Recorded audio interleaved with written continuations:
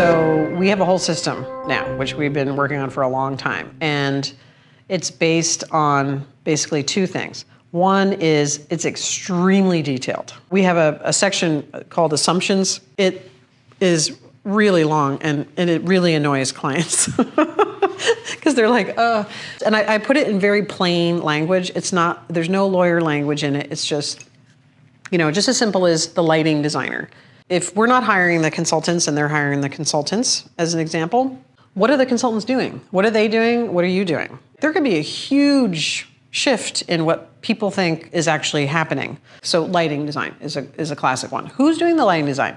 Sometimes they think it's the architect. Sometimes, if there's no interior designer, sometimes they think it's the interior designer. Sometimes they think there's a consultant. Sometimes they think it's the electrical engineer. Well, really, they're all involved if they're all on a team. We're assuming that this person's in charge of the design. This person's going to take the design and be responsible for the Title 24 calculations and plan checking it and permitting it. This person can be responsible for quality control.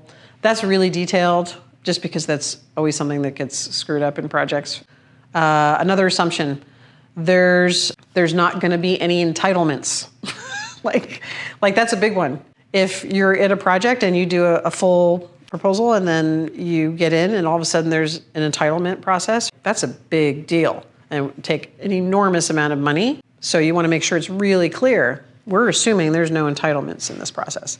So whether it's a real minutia thing or some really big things, you got to make sure it's super clear, because the AIA contracts don't really have any of those things in them. That's so project by project specific. And then we make sure we go through with the owner and basically read it together with them and make sure that they understand. Don't just give it to them and make them read. You want to kind of do it with them.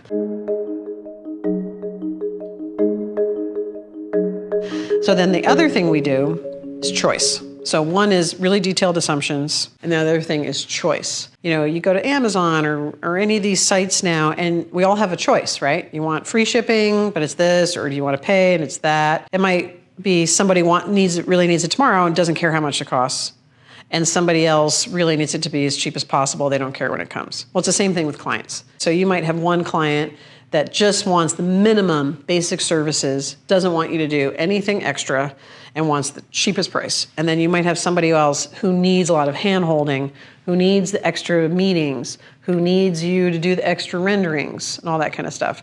So we do a matrix. We kind of do it by phase, and then we hit some of the just key things. We try to keep it simple, but it's hard. And then we'll do like basic services is one column, and then the other one we call extended services. So some of the services are only in extended, and some are in basic and extended. So then at the bottom, they can see, because client's always going to go, okay, what's the fee? And they're just going to go to the bottom of where's the page where the fee is. That's all they care about. So then they can see basic services is whatever, 120,000. Extended services is 250,000. And then they're going to go, what? Like, why is there such a difference? And again, you're talking through the contract with them. So you're not just throwing it at them. So you're giving them a choice and you're allowing them to decide what they want, what they don't want. The other advantage to this is that you're creating value automatically, because yes, a lot of the times they're going to hit the basic services only and maybe take a couple of the extended services over. But later on, when they want those fancy renderings that they said no to now, then they know that's an extended service. That's an ad service. They're going to have to pay extra for that.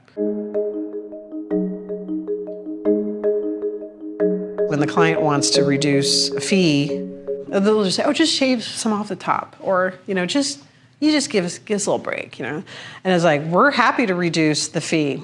All fee is related to scope. So let's go back through the scope and decide what you don't want us to do. And just keep it very professional and just always tie it back to scope. Fee equals scope. You reduce scope, you reduce fee. You increase scope, you increase fee.